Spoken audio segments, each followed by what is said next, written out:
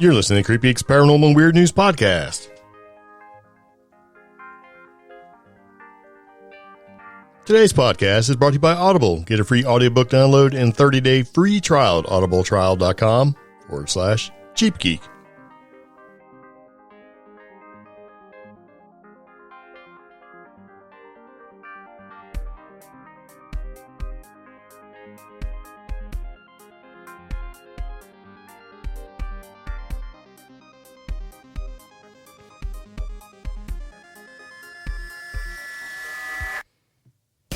So it begins again. Welcome back to the CreepGeeks Podcast, episode number 194.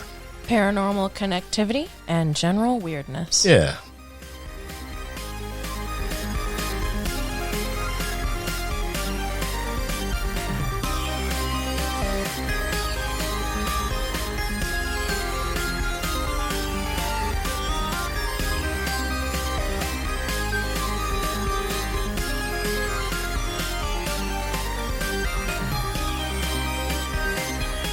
So it begins again. Welcome back to the CreepGeeks Podcast. Unless this is your very first time listening, and welcome. Good to see you. Now, if you're a repeat offender, we're always glad to have you here, and we do appreciate your support. And this particular episode of the CreepGeeks Podcast is brought to you by our Patreon supporters. Our patrons are Dave, Adam, James, Bobby, John, and now Isis. Yeah. So if you want to support the podcast, you can certainly do that. We have a link for you. It's in our show notes, and all of our show notes are on our website. So if you want to go back and do some research on your own later, you can certainly do that. You know what the link is? Patreon.com/CreepGeeks. Yeah. Yeah. Okay, so I'm Greg. I'm Omi. And the CreepGeeks Podcast is an offbeat news podcast. It takes a lighthearted approach to the paranormal, cryptid, strange, silly, right? Yeah. And trending tech topics circulating the web, which is primarily what we're going to talk about this particular episode.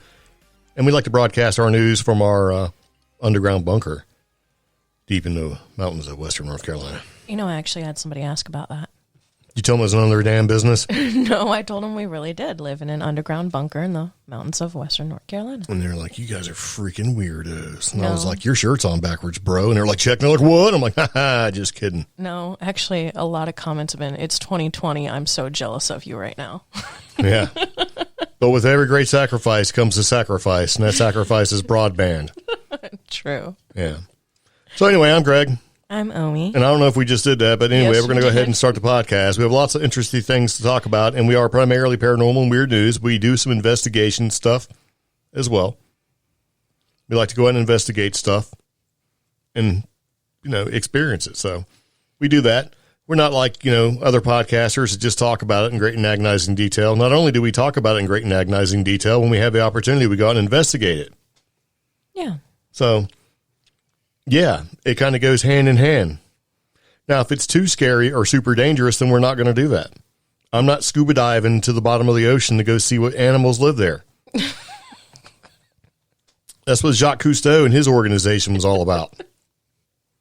Okay. It's not me, man.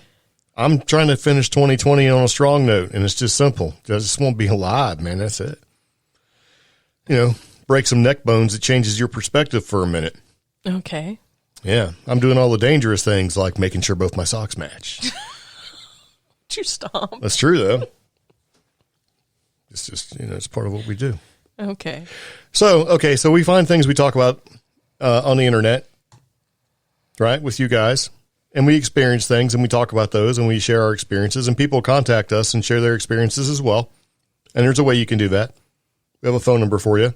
That phone number is going to be 575-208-4025. Yeah, so you can call and leave a voicemail message if you want, or you can actually click on our contact link on our website, creepgeeks.com, and you can send us some information that way if you'd like to share or relay a story or an experience you've had.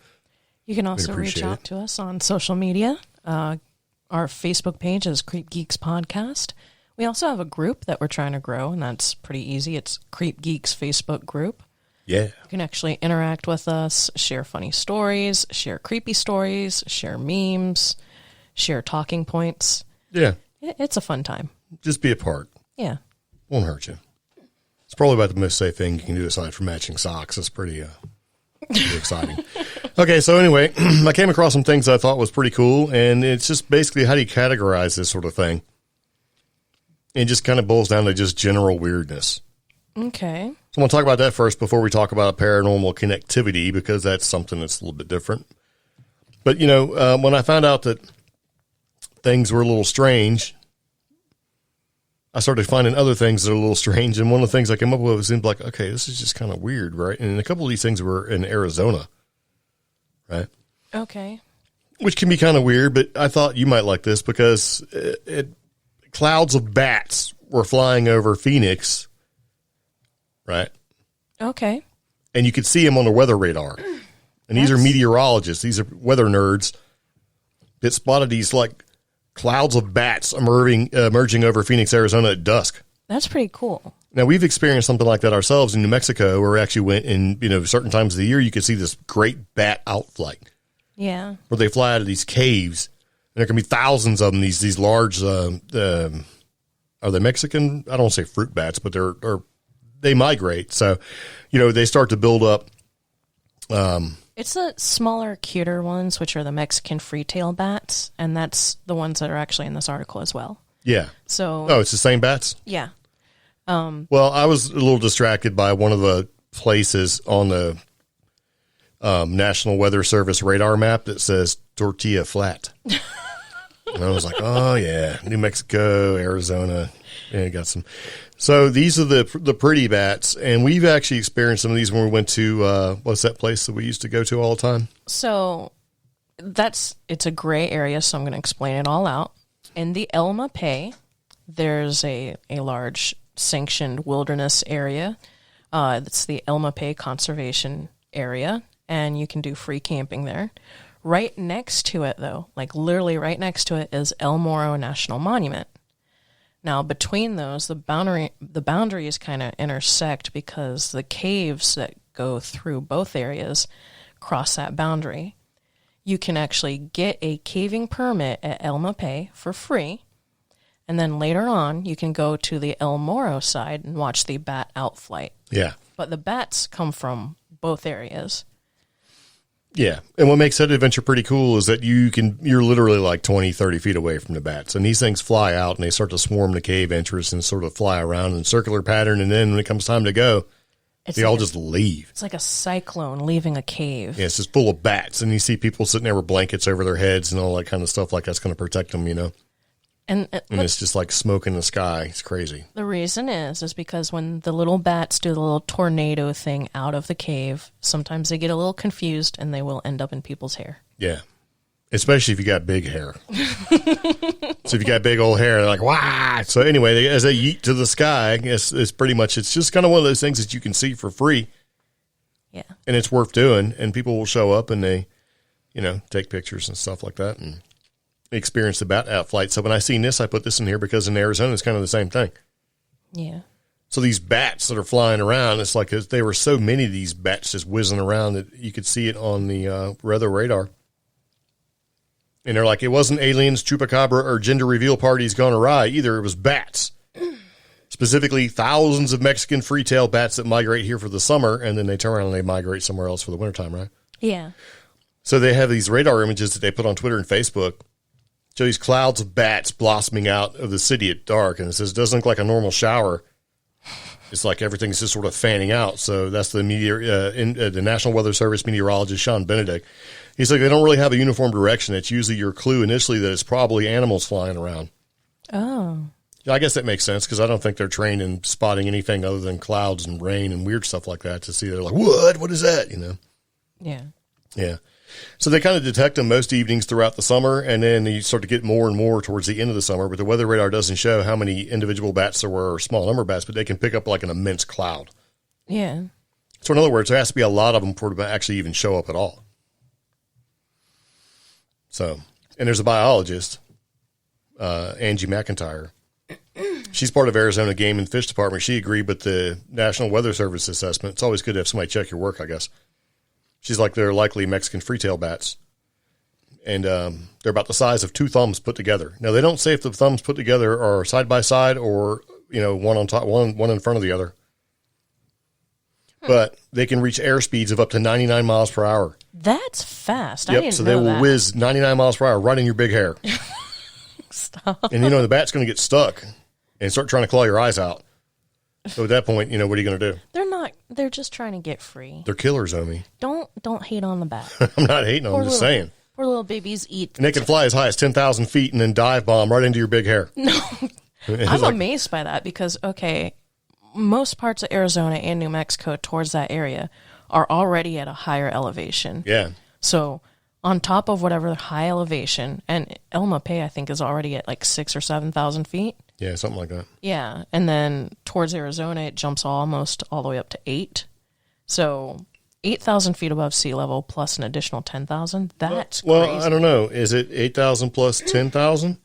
Or is it just plus the 2,000? Because if it's just plus the 2,000, that makes them kind of not so exciting. Well, it's not like you or I can go 2,000 feet up. Sure can. On our own. Get in a balloon. Stop. Aeroplane. On our own. Well, but, 99 miles per hour, that's amazing. Yeah. I don't forage nightly for insects like these guys do. They gather in colonies of hundreds of thousands of bats. So the largest known colony of Mexican freetail bats contains 20 million bats. That's...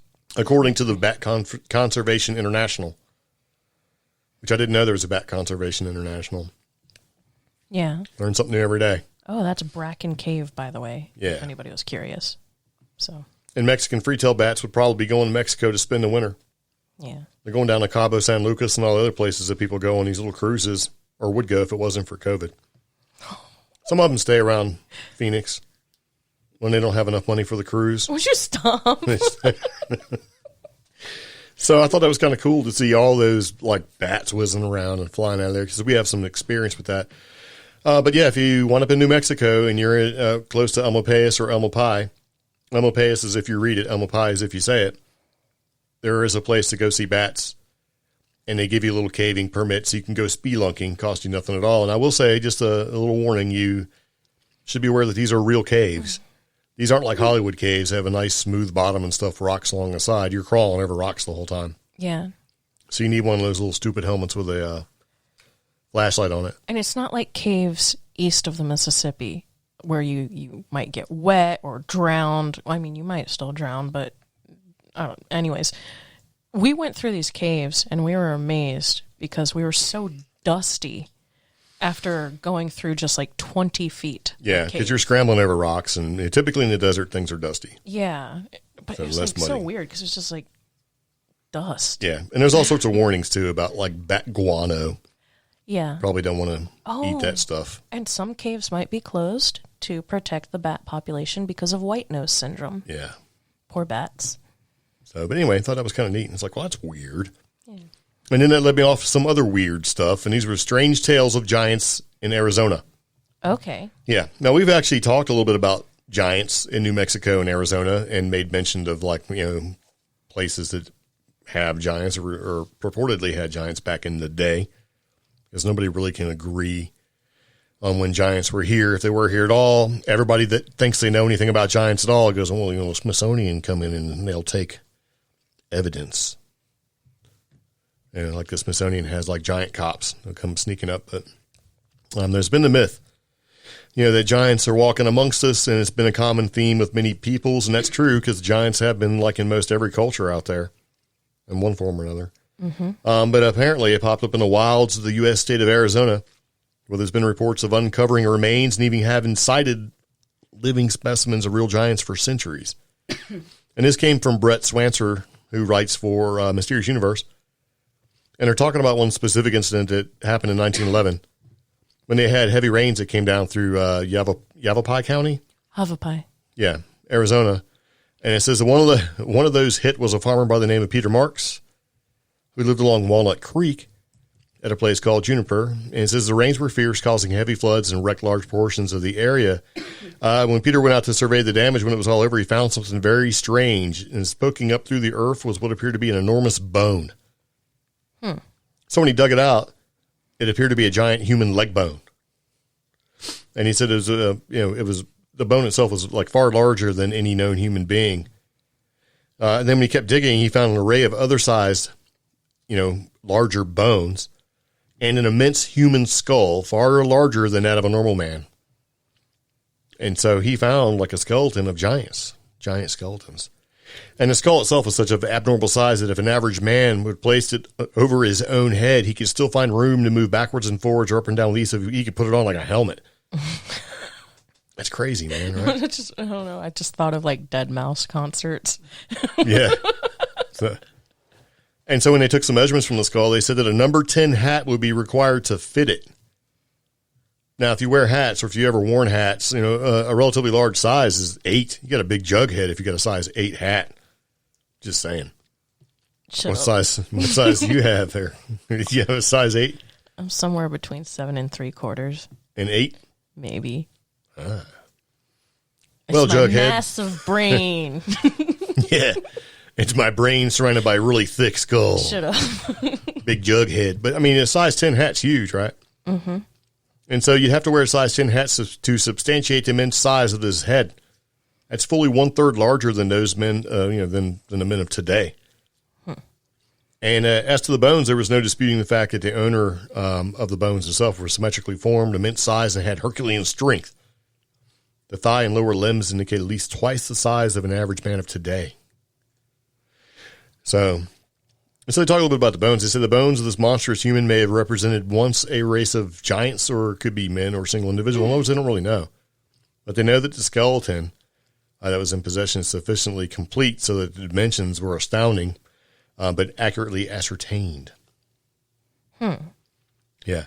So Marks continued his dig of his site where he found these bones, and he found a wide range of ancient artifacts as well. Like stone hooks to hold garments together, stone axes, butcher knives, pottery, and most oddly what appeared to be metal arrowheads and spears. Okay. And that makes it weird because during that time, right, the natives of the region, they would have used, like stone or bone or something like that, but they probably wouldn't have had metallic weaponry. No. And they said at the time, this remarkable discovery was featured heavily in the newspapers, and curiosity seekers poured into the area to see the giant remains. And there was purported interest shown by the Smithsonian Institute. Huh. Yeah, it says, however, in the end, Marks would not let anyone take away the remains to be analyzed and stalled any attempt by the Smithsonian to appraise them because he was still deciding what to do with the skull and the bones.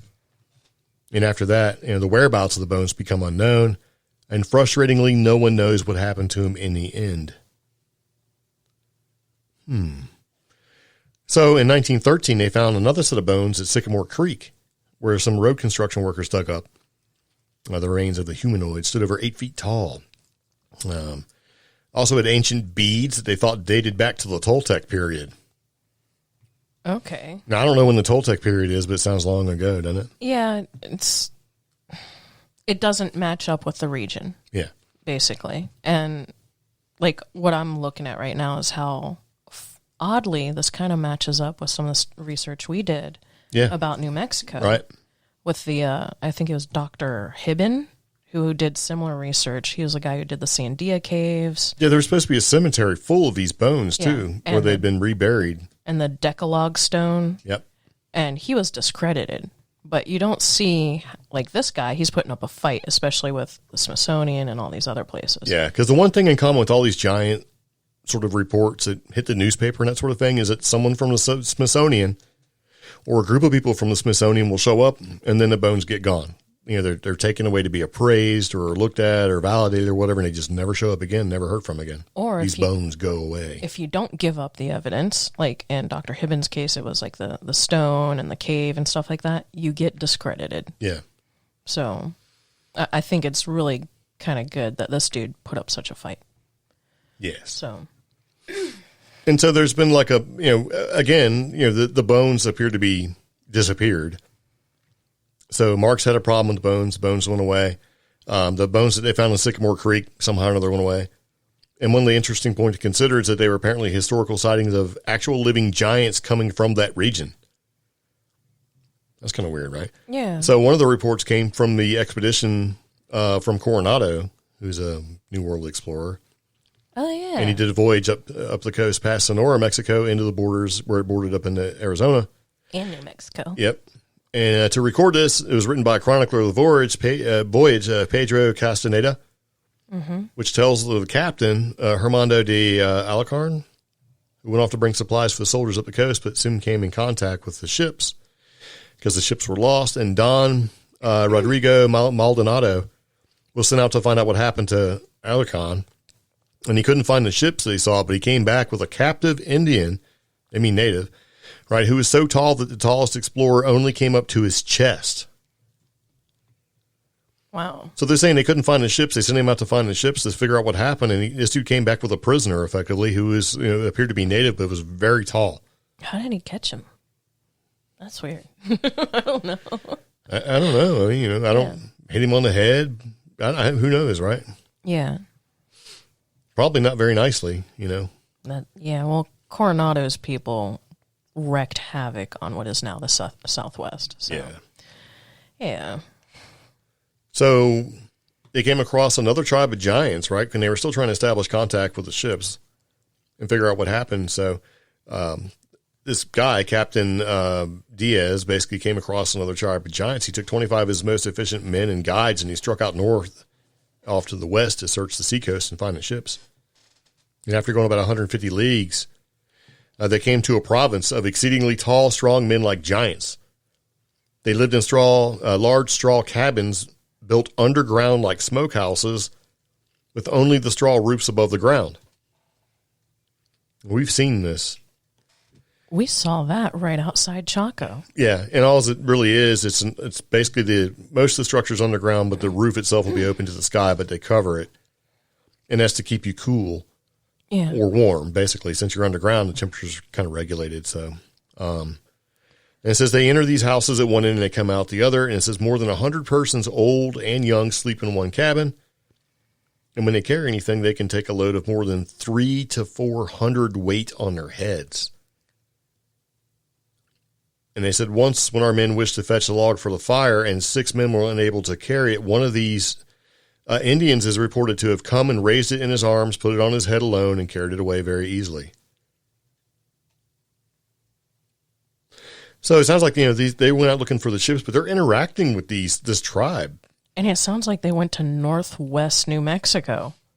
Well, maybe. It's kind of hard to say because the way New Mexico and Arizona is, who knows the boundaries back then, because New Mexico and Arizona, they're kind of like not above each other, sort of.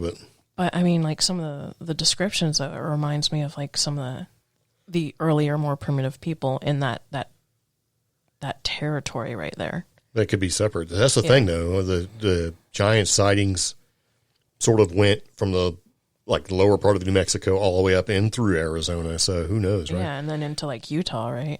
Or possibly. I'm not exactly 100% sure, but see, that was the thing, that giants were located in a particular area. Giants were located all over the U.S., evidently. Yeah. With mounds and things like that. But they were sort of, some of the more recent reports, and this goes back a couple hundred years, was in the Southwest area. So, and we're talking like Utah, New Mexico, Arizona, up around through there. I think even in some parts of Idaho or something like that. So anyway. Yeah. But out of all those reports that they had with Captain Diaz, it's pretty much the only thing you have is like historical reports, and there wasn't like any real physical evidence. But this just goes to show that, again, from what we talked about, some of the giants, and especially with New Mexico, that there's even more reports from Arizona. And if you combine that with all the other giant reports, I mean, I don't understand why more people don't know or want to really explore the giant subject and say giants existed. Why out of all the things that can be proven, this should be proven. This should be a part of our past. We had giants here. You know what I mean? So why is that not part of our history? If the Smithsonian has been taking bones and they found evidence, and there's giants have been sort of found all over the world. So why is this not part of our human history at this point? So one of the times we researched this and talked about this, I went and I tried to do some additional research, and the thing that bugged me the most was that certain fact-checking websites completely disputed certain things. Oh no, the Smithsonian never did anything like that. That's a snippet stolen from a movie prop, or nobody can confirm this thing. But the thing was, they were presented with so many different pieces and articles and things like that they only covered like 3 of them. Yeah. And even then you were like, I don't actually believe that, you know? I mean, you've got stories of giants in all the cultures. Yeah.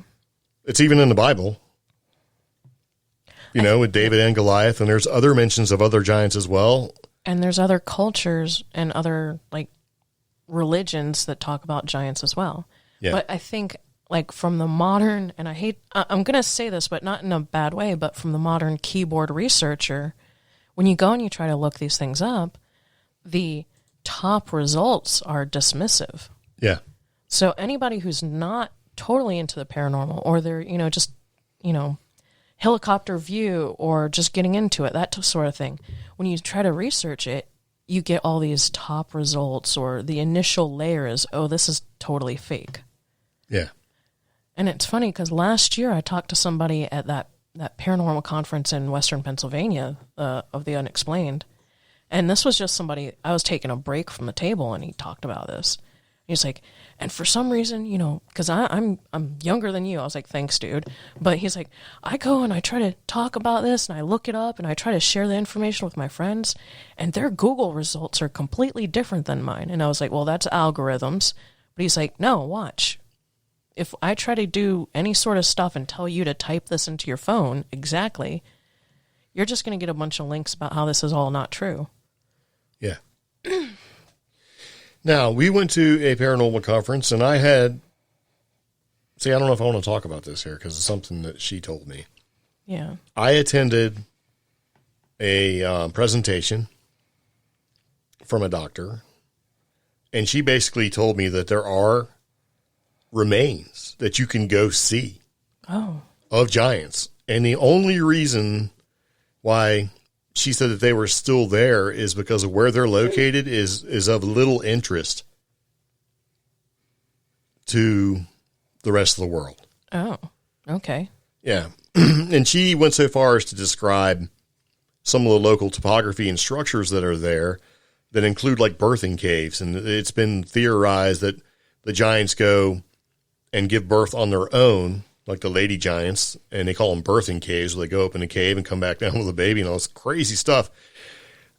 And we haven't reached out to her or talked to her, and I kind of want to save that for an interview for the future if she even remembers. But so there is supposed to be evidence or evidentiary things like maybe, well, anyway, there's lots of pictures, and she's seen them with her own eyes, and she's done investigative research. And as far as I know, she's one of the only few in the world that investigate these giants specifically for the region, and she even lives there. And I don't want to say too much about it. I mean, people listening to the podcast maybe know already, so I kind of want to reach out to her and see kind of.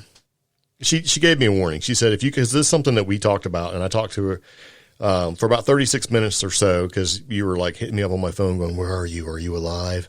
Because he attended the talk, which was almost an hour long. It was over an hour, yeah. Yeah. And then on top of that, you were just not around. So I was working the booth by myself. And you're doing a good job. And at the same time, I also tried to do an audio interview with somebody who really, really wanted to do an audio interview with us. And that worked out horribly. Yeah. So, yeah. But anyway, she told me that, hey, once you start looking into this kind of thing, and if you really started to kind of talk about it and look at it, that people will start taking a look at you. And by that, I think she alluded to the Smithsonian. Oh, you know what? I just remembered. And then like months, not even a month, like a week or two later, I was talking to Katie Stafford, and she's also very interested in the subject. Yep. Yeah. All y'all need to connect and do something. Yeah. So. Yep. So anyway, one day in the future, we may reach out and see if we can talk and maybe schedule some kind of interview with her and see if she's up for that sort of thing. But yeah, I just thought it was kind of interesting that, you know, when it comes to giants, it seems to be that even though the evidence is there and all these accounts are there and all these instances all over the world are there, it still seems to be one of those things that doesn't have more of a foothold. I mean, people want to believe more in Bigfoot than giants, even though giants have been sort of documented everywhere. However, I will say, like... And people have found them and the bones have been taken. So, people talk about Bigfoot. Where's the Bigfoot skeletons, right? Well, once you're already into the paranormal specifically, and in this case, Bigfoot, most of the Bigfoot researchers already believe in giants.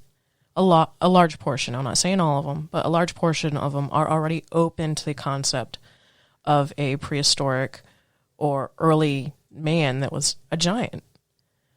But when it comes to drawing more new people into the paranormal community, I think it's going to be hard if we start with giants, Yeah, but, giants makes more sense. True. Especially when you can find, photographs and things. I'm looking right at them. Yeah.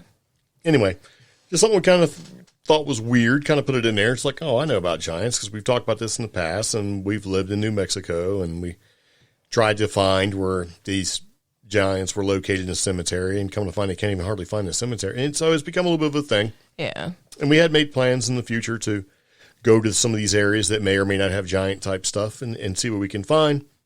But we haven't done it. Lots of things get in the way of doing this sort of thing, and it requires some. Okay.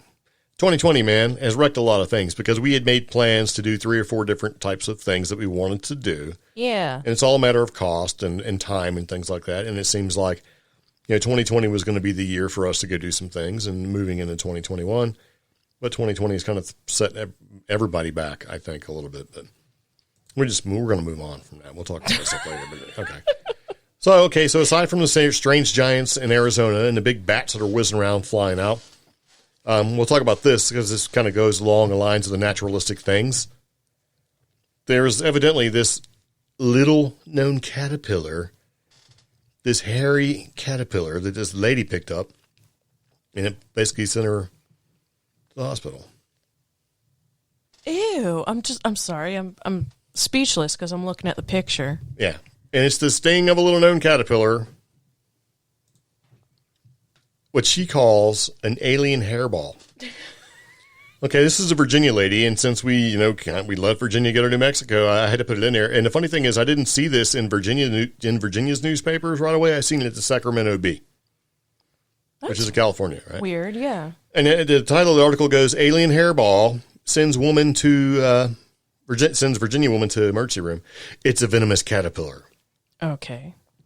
The pus caterpillar has a severe sting for which the pain will be apparent immediately to the victim.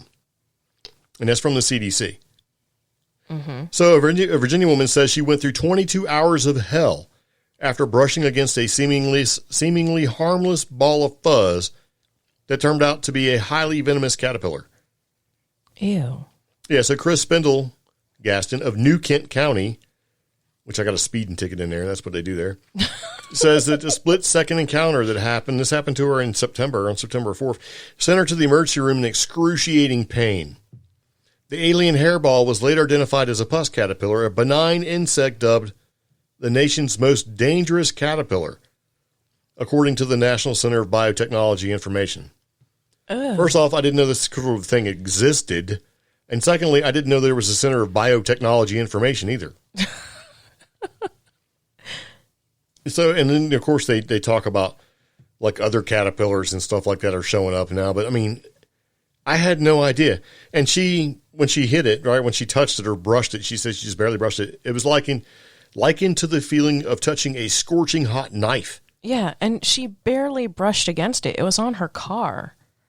So, this is a completely possible situation for anybody. Yeah, because she said it looked like it looked like a cross between a mouse and a slug. Ugh. So this thing's super hairy, right? So you see this weird thing. And people said, this is kind of like they compared this caterpillar to the fictitious alien tribbles like you've seen in the TV series Star Trek from the 60s. Yeah. It says, "I can swear that this year is something. We thought murder hornets were bad." And she posted this on Facebook. "I just want to spread the word. If I can save one person from this hell, I'd be happy." Oh, and she said she'd never heard of the pus caterpillar before being stung, which is not surprising. And I'm like, how is this not surprising, right? Yeah. And so the view is that pus caterpillars are usually not abundant enough to be noticed. And this is from North Carolina State Extension Service, right? I don't know. Yeah. And the Centers for Disease Control and Prevention said even the slight contact with pus caterpillar results in a severe sting for which the pain will be apparent and immediately known to the victim. Oh, gosh. However, their unkept hairy appearance is more goofy than threatening. Yeah. With National Geographic referring to them as a toxic toupee and a bad comb-over. Yeah. And, Wired.com made an analogy that with their headline that said, never touch anything that looks like Donald Trump's hair. Oh. It's teardrop-shaped, has long, silky hair, making it resemble a tuft of cotton or fur. And that, oh, man. See, that's a thing. I would have thought it was like a dirty hairball or a dirty cotton ball stuck to my car. Yeah, I wouldn't touch it because it could be, it's almost reminiscent of maybe a bad blonde tumbleweave. Or a Band-Aid. Yeah. Gross, right? And it says, so it's teardrop shape, has long silky hair, making it look like a little tuft of cotton or fur. But when a pus moth or caterpillar rubs or is pressed against a person's skin, its venomous hairs are embedded, usually causing severe burning and a rash. And occasionally the reaction is more severe, causing swelling, nausea, and difficulty breathing. And they're found primarily in the southern states, if you guys are trying to figure out if you got pus caterpillars in your neck of the woods, from Texas and north to Maryland and Missouri. And that's according to the University of Michigan, who's out of the danger zone. Oh, my God. And it's like some people can exhibit symptoms of shock after a sting. I would. 2 Percocet is the only way I slept through it, Gaston said. Poor lady. That and an ice pack strapped to my calf all night. Oh, my God. Look at the photo of her. It's like a road rash bruise almost. Yeah. Now, I don't know what her pain tolerance is, but for whatever it is, I'm just going to believe her that it's awful and not touch a mouse slug combination looking teardrop bad toupee gross looking thing. Speaking of caterpillars, it's funny that we're talking about this. Look at this weird thing. I had to pull Pepper away from this, and I'm going to share it with you guys. What is it? This is a caterpillar. I know it's a caterpillar. Is it as dangerous as this pus caterpillar? I need help finding out because I was always taught any caterpillar that had like neon colors was poisonous. Well, and this thing had like neon colors. That's probably a good general rule of thumb. Anything neon in the animal world is super dangerous, except for the 90s where all humans wore neon and stuff. And parrots. Most parrots that are neon are okay, I'm pretty sure. But like I had never seen these weird caterpillars before. And then once I saw this article, it was funny. I saw this caterpillar that me and Pepper walked up on. And then I saw what is this gross caterpillar, pus caterpillar. Yes. I saw one on the street. It was like mushed. So. Probably deserved it, I guess. But that's just so weird. So we have links to everything in our show notes. So if you want to take a look and see what this pus caterpillar looks like and you want to go all the way to our website, CreepGeeks.com, and click the link and go there, you can see it, or you can just Googleize pus caterpillar and see it for yourself. Yeah. So I think what we're going to do at this point is take a second and take a quick break, and we'll be right back. And you've been listening to the Creep Geeks Podcast.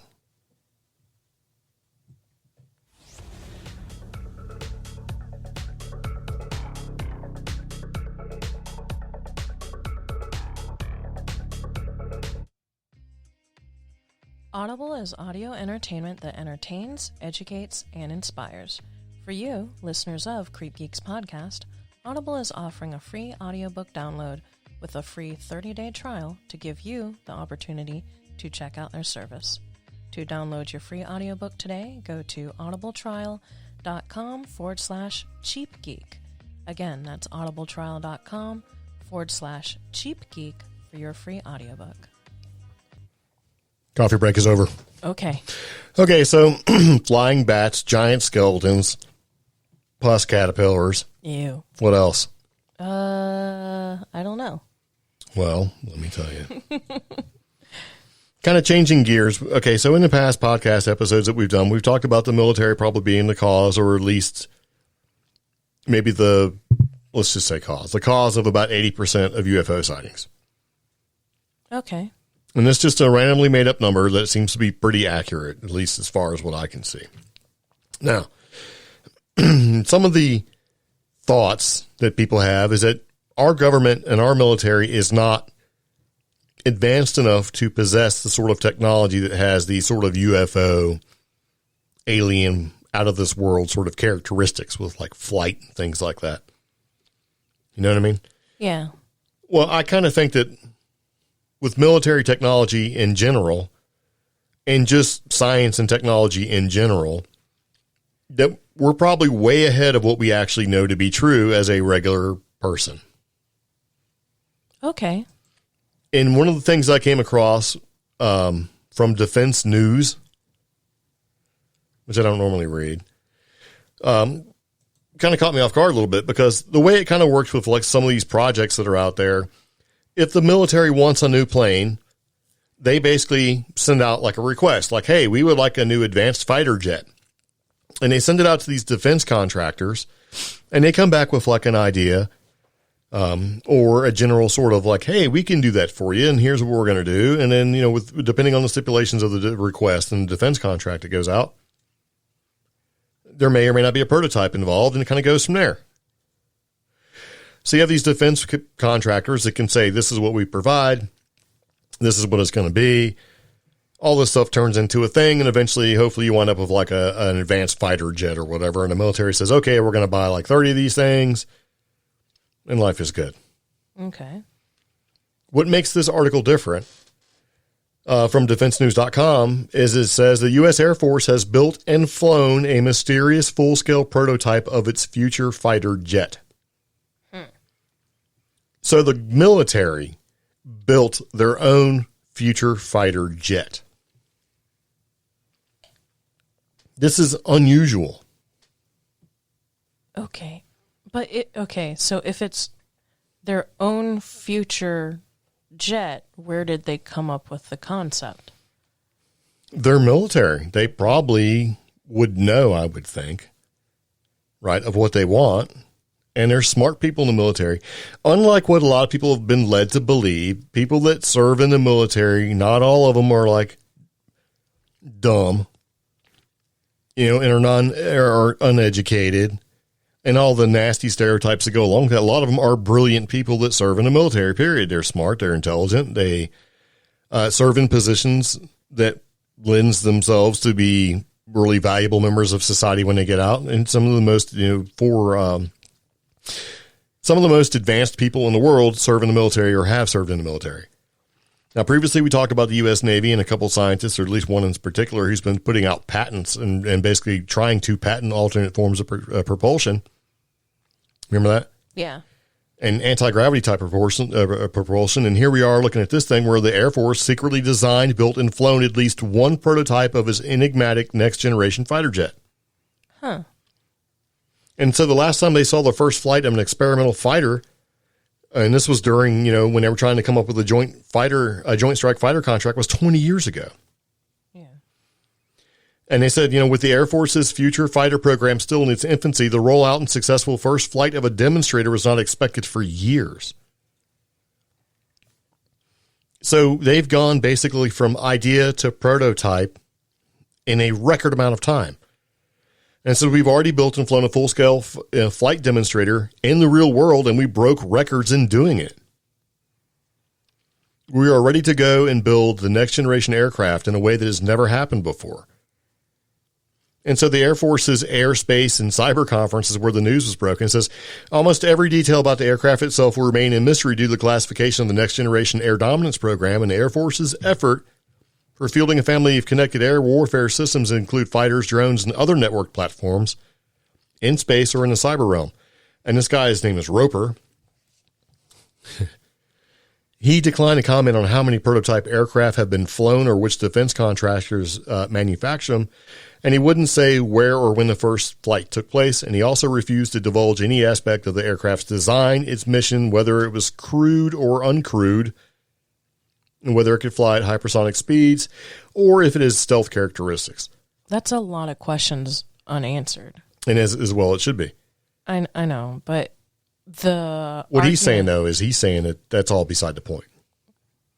Yeah, and that's the problem, though, because the big news is the fact that the military actually announced it, but every single critic and every single small view is going to be like, why aren't there details?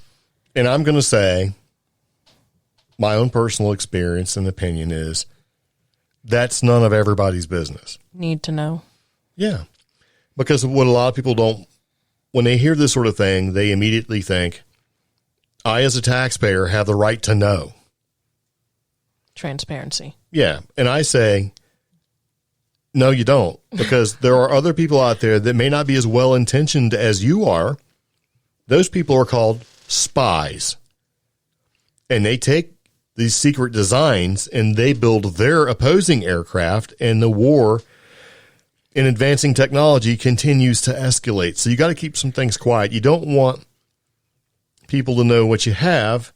And if that means that your uncle doesn't need to know every detail about an advanced top secret fighter, too bad. Okay. Too bad. I mean, it's kind of one of those things where it's like, look, and I understand, the military, they work for me and I'm a taxpayer and all this stuff. I get it. But at the same time, not everybody needs to know everything. People can't keep their mouths shut. There are people out there that are not honest about the whole thing. So I don't care. I'm like, you know what? I want to know that we are the most advanced military in the world, so we can defend ourselves against whatever may come our way. I'm all right with that. And it's only because I was in the military. But is this a breadcrumb to try to reaffirm that belief? Or is this a breadcrumb that we have to add to the thousands of breadcrumbs for the theory that most of what we see in the skies is our own technology? Possibly. Okay. They're not going to tell us. And I kind of think that most of it, if not the majority of what we see, is our own technology. And here's why this whole thing is important. Is that just after a year after the service completed an analysis of the alternatives, the Air Force has proven it can use cutting-edge advanced manufacturing techniques to build and test a virtual version of its next fighter, and then move on to constructing a full-scale prototype and flying it with mission systems on board. They did it in a year. Why did it take 20 years for a defense contractor to make the previous fighter?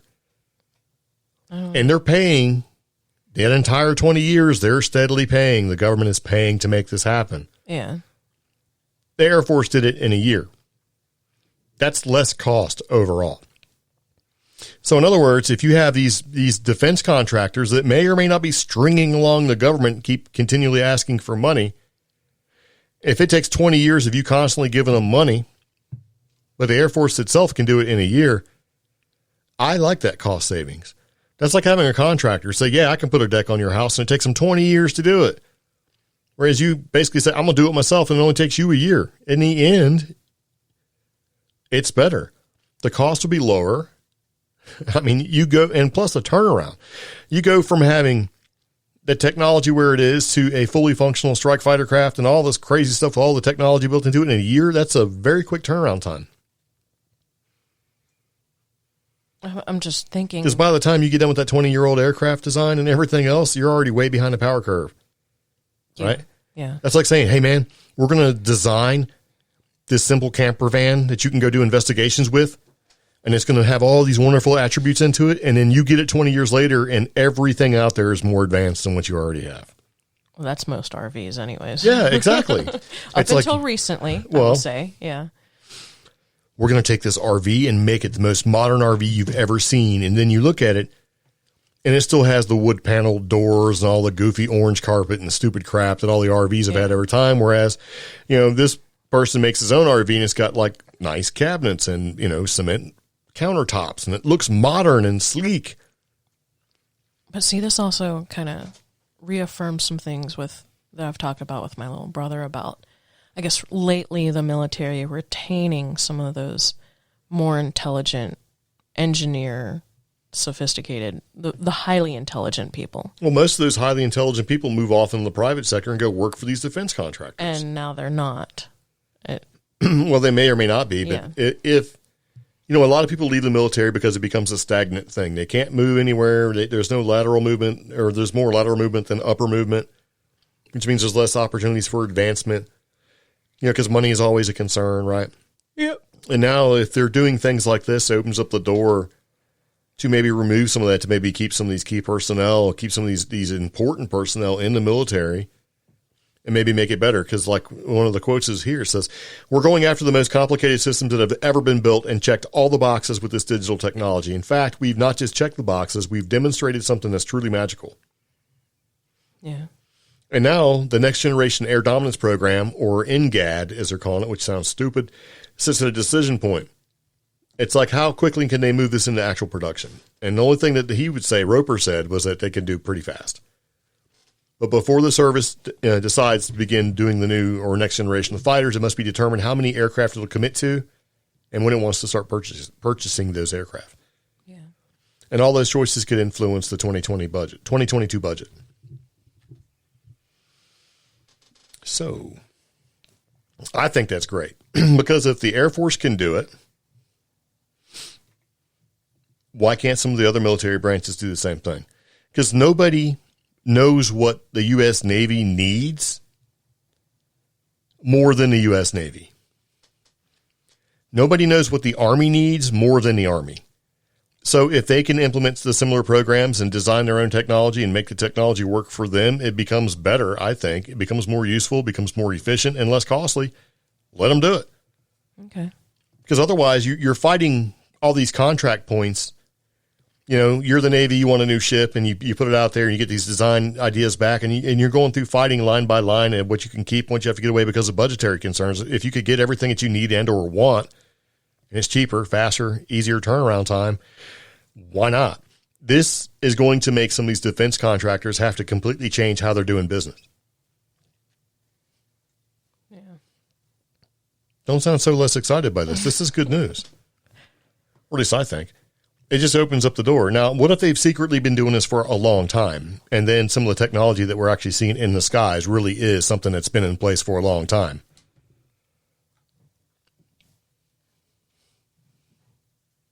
I don't know, because with that, I'm kind of like, with as bad as the U.S. government has been at keeping secrets for some things and other things too well, I just feel it would have leaked more significantly by now.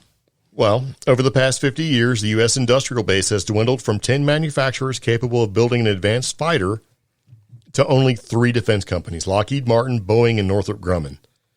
And so the time it takes the Air Force to move from a new fighter, from research to development to full rate production, has stretched from a matter of years to multiple decades. Yeah. So if the government, as in the military, is trying to prove a point to the government that, hey, we can do this faster, better, cheaper, I think that you'd see a lot of prototypes maybe up there whizzing around, flying and stuff so they could prove their point. And I think it might add to the number of sightings that occur. And faster, better, cheaper, people always hang on that word cheaper. I want to say faster, better, streamlined, affordable. At the end of the day, yeah, cheaper works in Congress. Cheaper works in the Senate. That's all they care about. And I like the streamline because going with what I was saying earlier, you know, there should have been a leak by now and you know, like Bob Lazar type leak.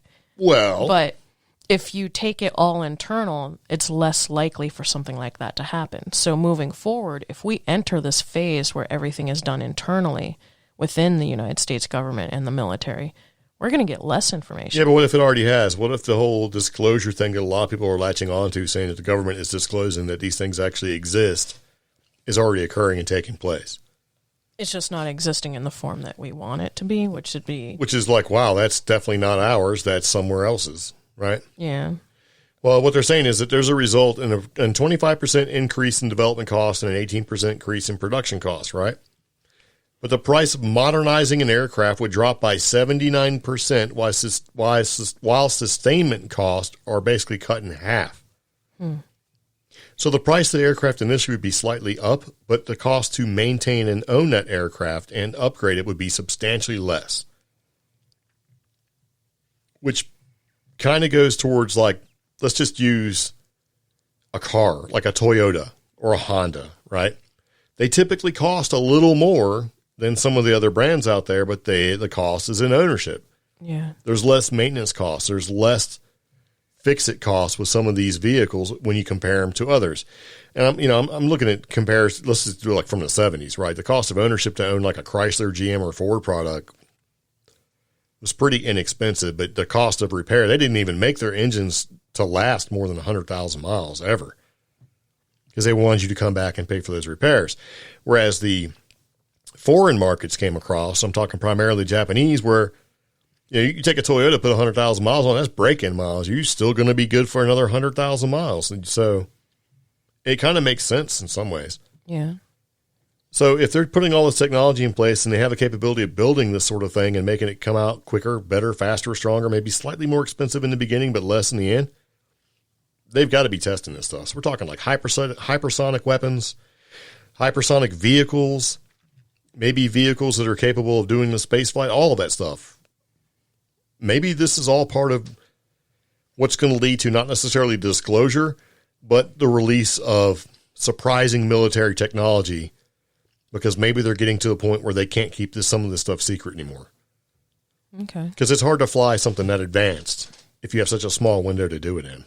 So the common perception of disclosure, which is that we're going to get little green men coming down and saying, we're real, we're here.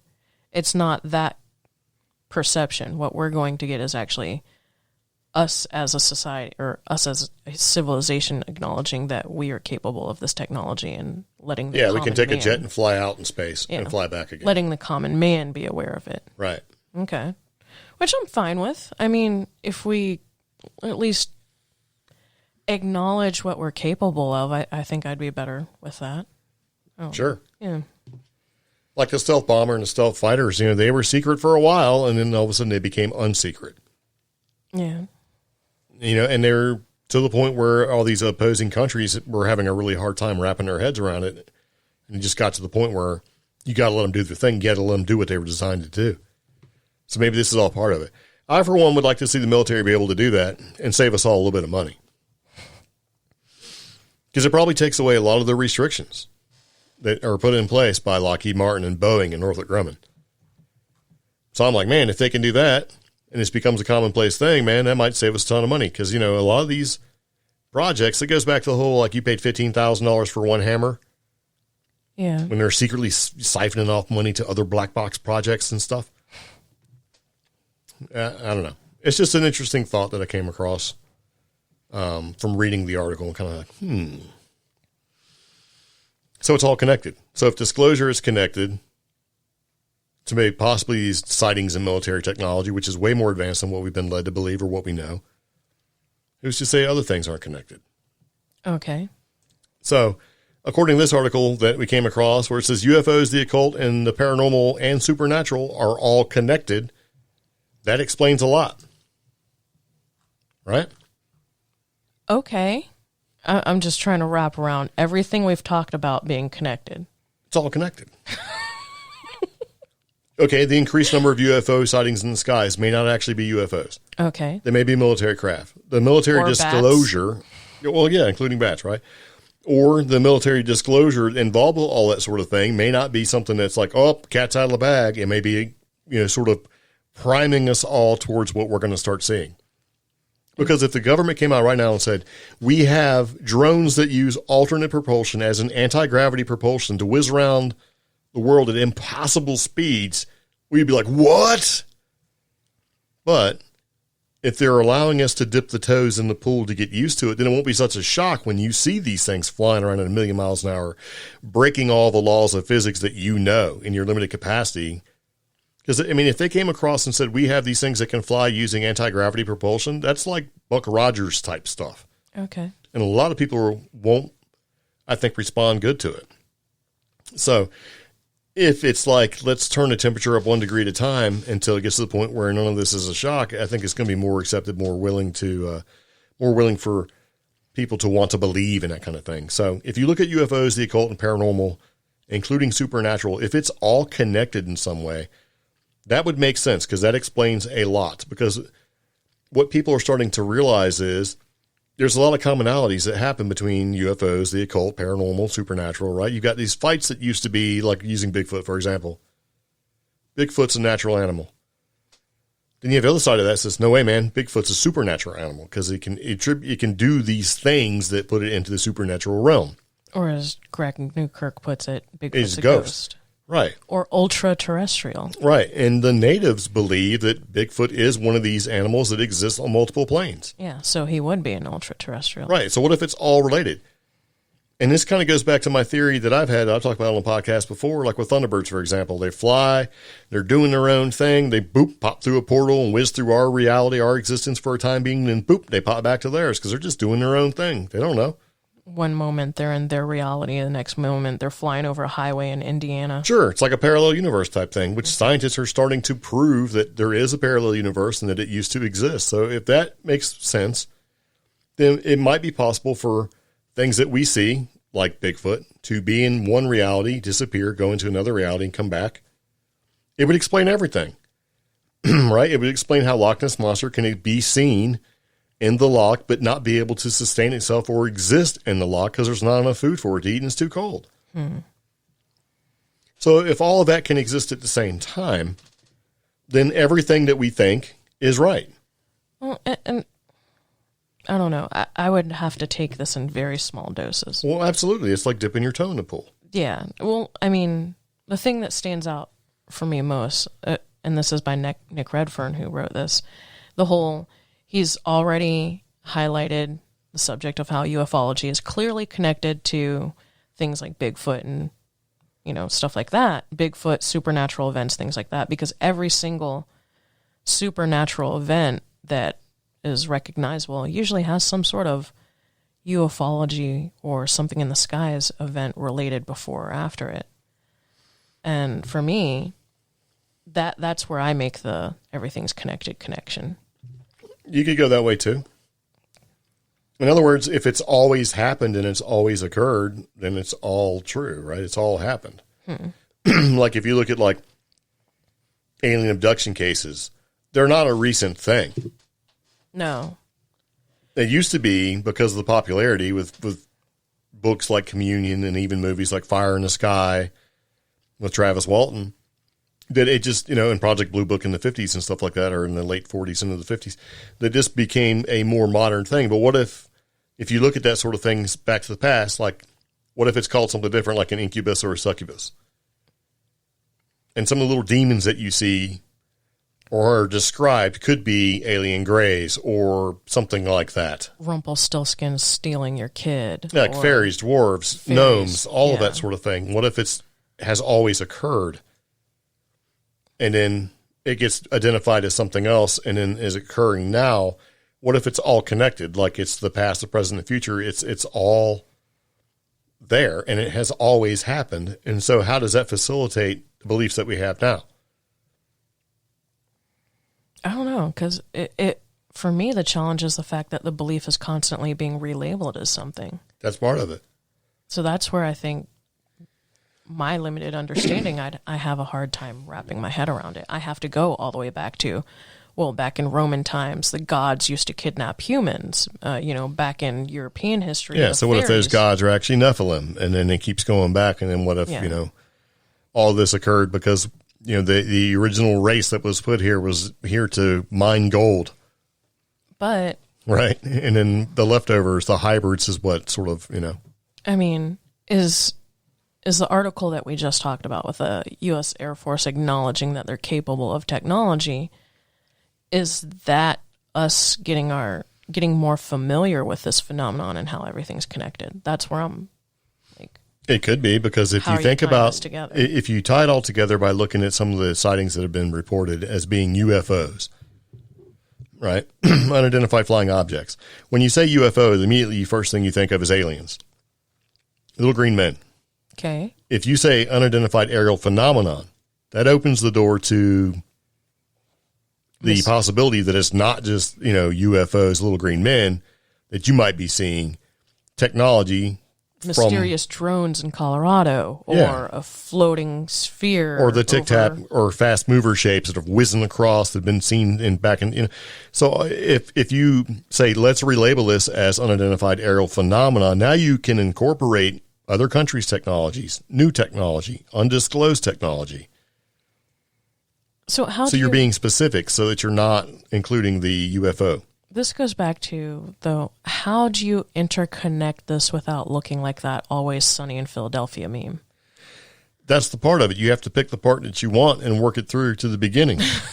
And then everything branches off of it. So if you look at that and you go back, let's look at Ancient Aliens, right, where they show what appears to be in ancient carvings and stuff like planes flying overhead, helicopter, all this crazy stuff. Then you have to look at like time. Did a time slip occur? Because a time slip can explain all sorts of crazy things.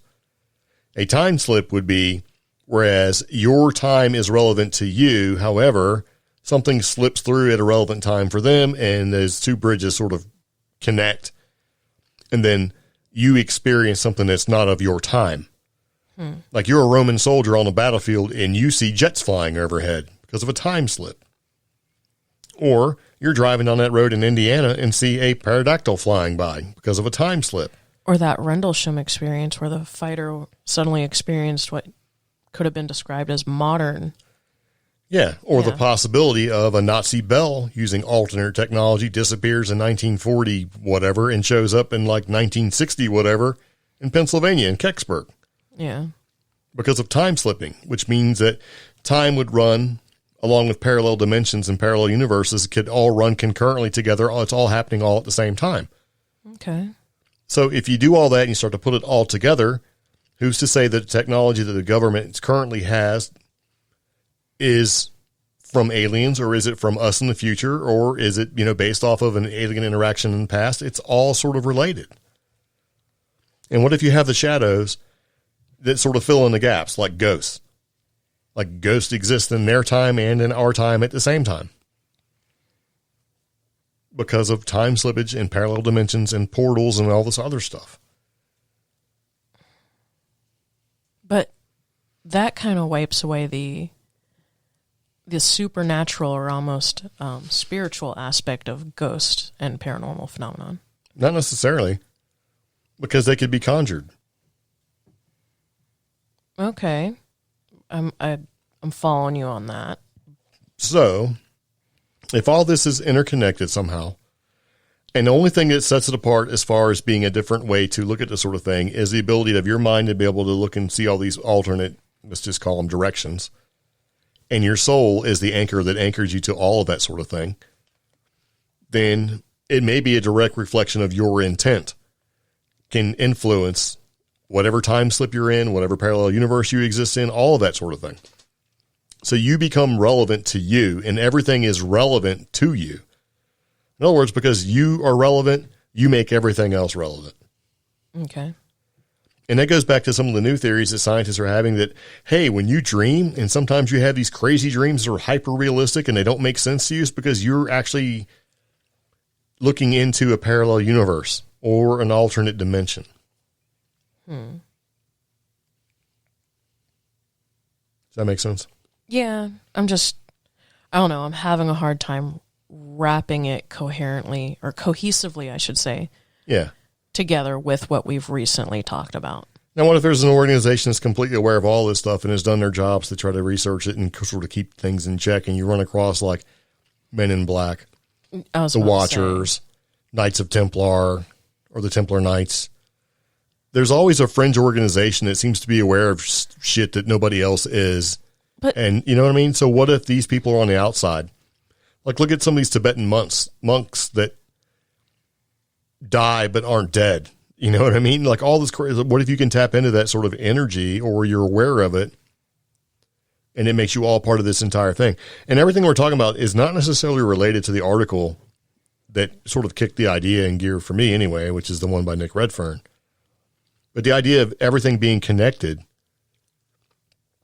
kind of starts to make sense, because this is becoming sort of a popular topic that you're going to see blowing up and becoming even more popular with paranormal researchers and UFO or ufologists and cryptid hunters and stuff, because they're all starting to say the same thing now. You notice that? It's funny because we always talked about how, hey, we're going to talk about it all. And now everybody is putting the breadcrumbs together that not only are we talking about it all, but it's all related if you tie the strings and make the connections. Yeah. I mean, just because you can explain something doesn't mean that's what it is or what really happened.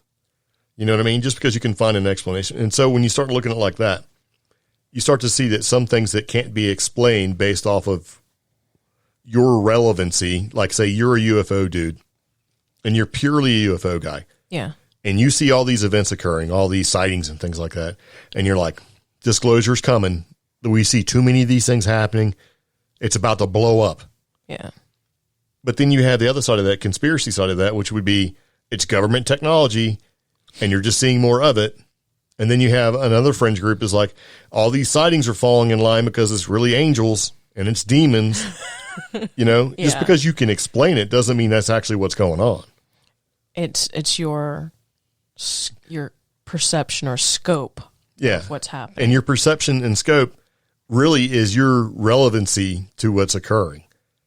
Because everybody has a different perception. So if I see, and that goes back to some of the things that you hear where people are out in the woods together, one person sees Bigfoot behind a tree, the next person sees a Wendigo behind a tree. They see something behind a tree, but to one person it's completely different than what the other one's seen. Or the sightings where there's a cryptid like a dogman or a Bigfoot, but then also within the same time period and same location, there's also an alien gray sighting.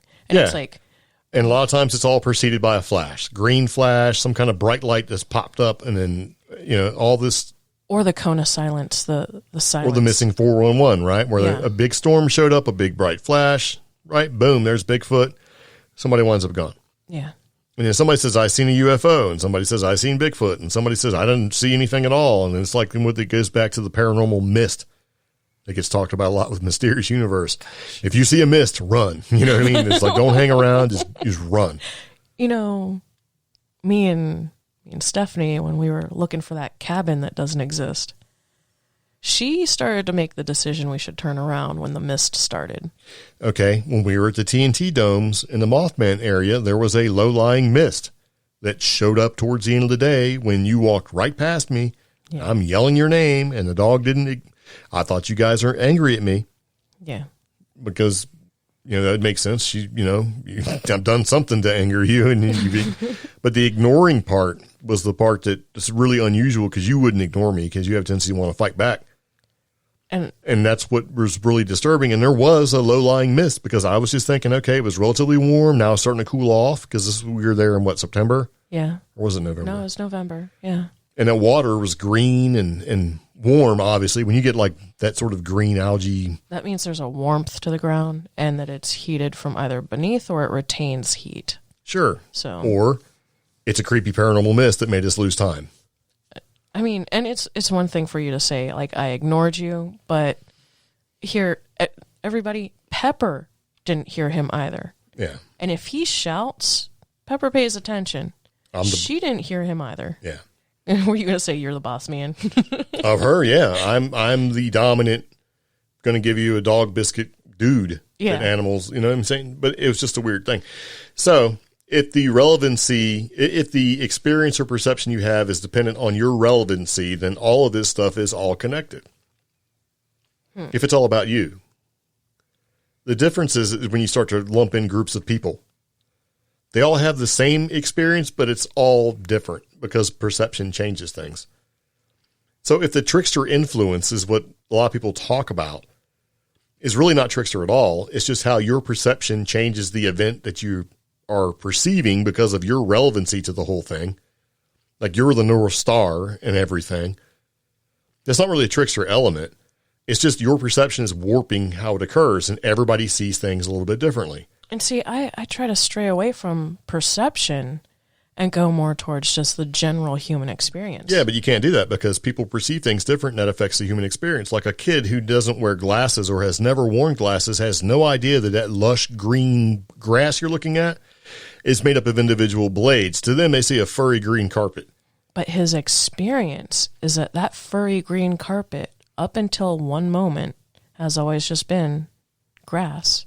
Sure, but my experience is it's always been grass. And he can live his full life without glasses, just knowing that experience. But what's relevant to him would be that green furry carpet that he's always dealt with isn't really that green furry carpet. It's something made up of individual blades. That completely affects his perception from there on out. Mm. Yep. I will give you another argument, and this works for every man who's married. Okay. Is it olive green? Is it brown?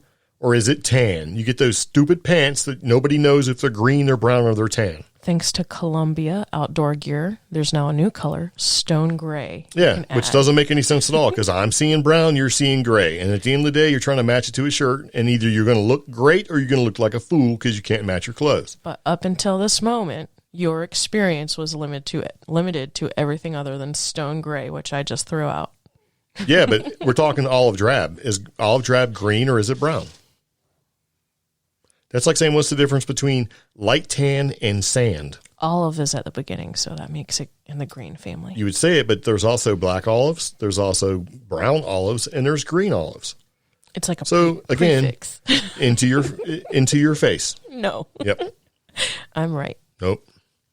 In my experience, I am right. Okay. In your relevancy, and as you see things and is relevant to you, you're right.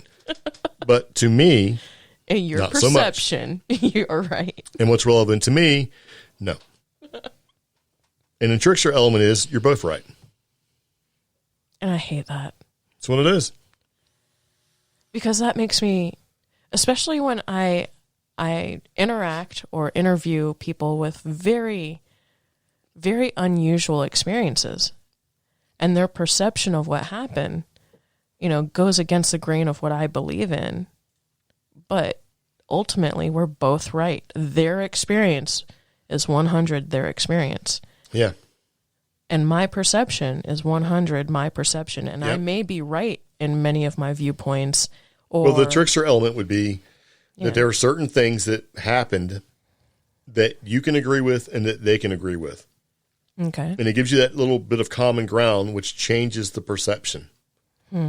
Like if they said I was out in the woods and it was cold, dark, and wet, and I seen this, and you were there and you didn't see what they saw. You seen something different, but you would agree that it's cold, wet, and dark. Okay. See, there you go. You have that common ground, and now it becomes the relevancy part. What's relevant to you based off your perception, which is relevant to them based off their perception. And that's why this thing will never actually be fixed. Paranormal, supernatural, 410, whatever will never be fixed. Because you've got some people that see Bigfoot as being a naturalistic animal, and other people see him as being a spiritual animal.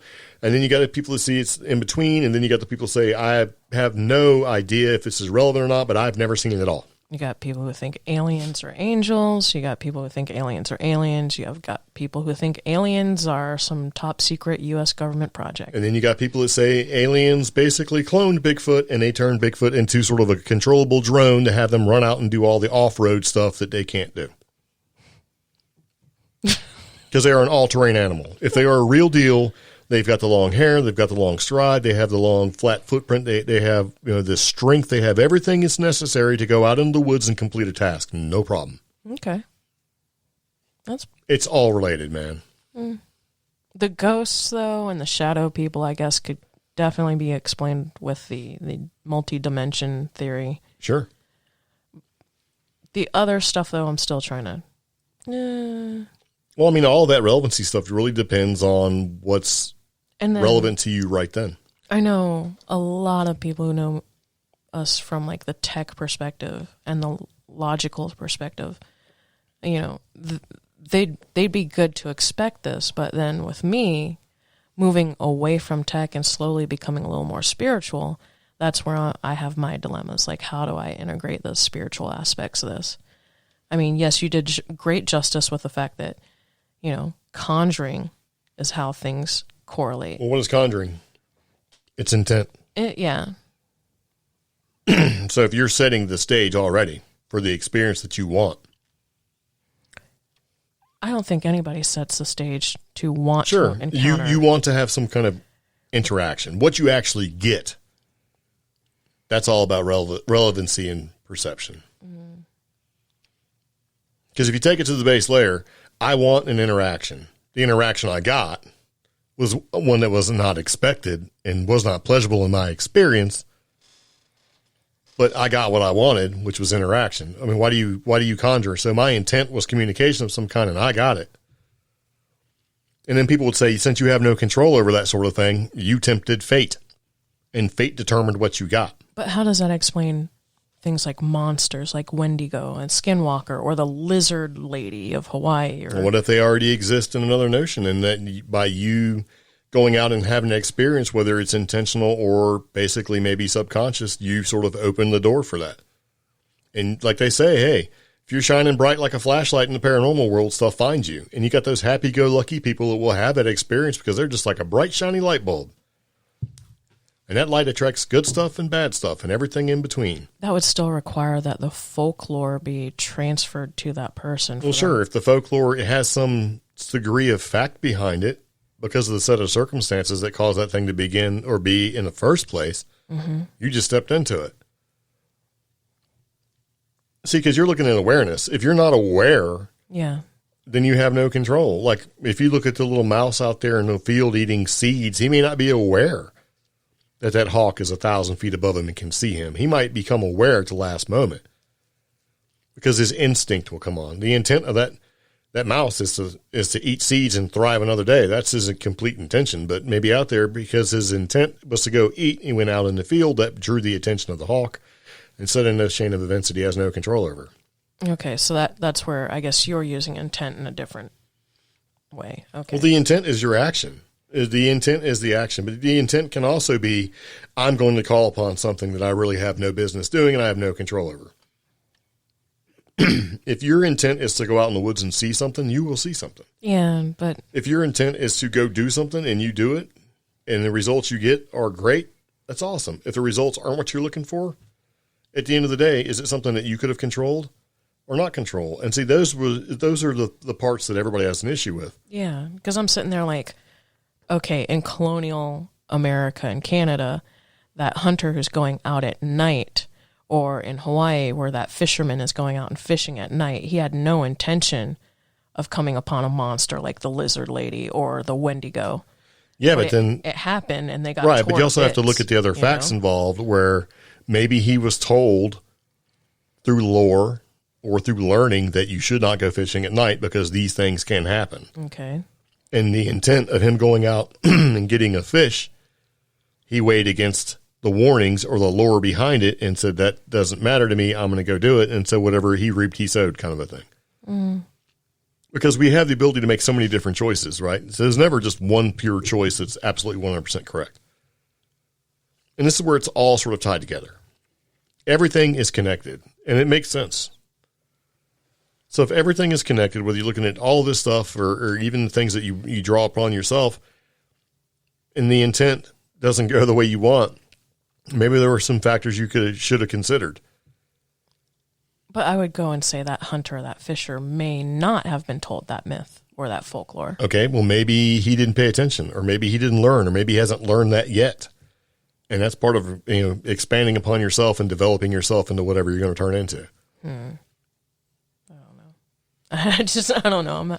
There's no winning, but it's all connected. But if you want to read Nick Redfern's article, which is completely unrelated to what we were just talking about, but it does have the title, which I thought was interesting, which is UFOs, the Occult, the Paranormal, and the Supernatural, all connected.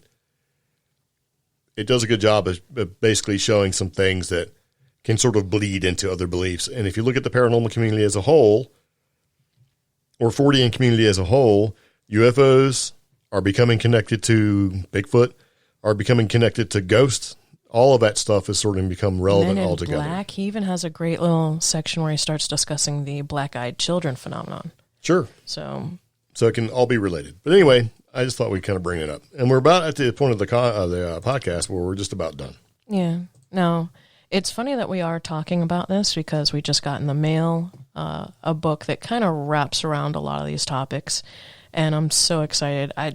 I've gotten as far as like the first 2 pages, so eventually we'll talk about it. I know. A whole 2 pages. Hey, I've been busy, okay?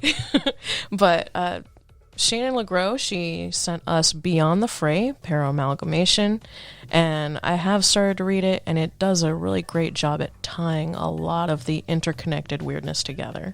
So maybe we'll break that book down a little bit on a future episode. Well, maybe we'll give her a call and have her break it down. Oh, yeah.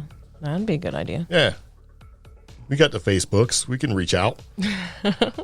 But yeah, I think everything is starting to become even more and more connected. So anyway, we just thought we'd kind of talk about that a little bit. But it is sort of fortuitous that...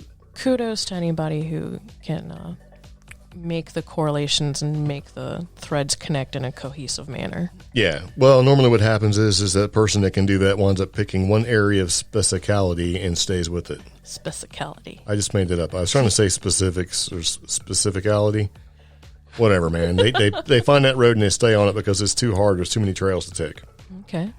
So, anyway, I think it's what we're going to do for the CreepGeeks podcast. CreepGeeks Paranormal and Weird News podcast. So, appreciate you listening. If you have any questions, comments, concerns, let us know.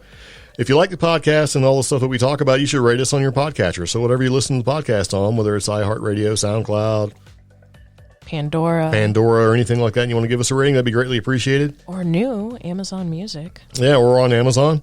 Yeah, that'd be really cool. But any questions, comments, concerns, let us know. But yeah, see you later. Take it easy. Bye-bye. Bye.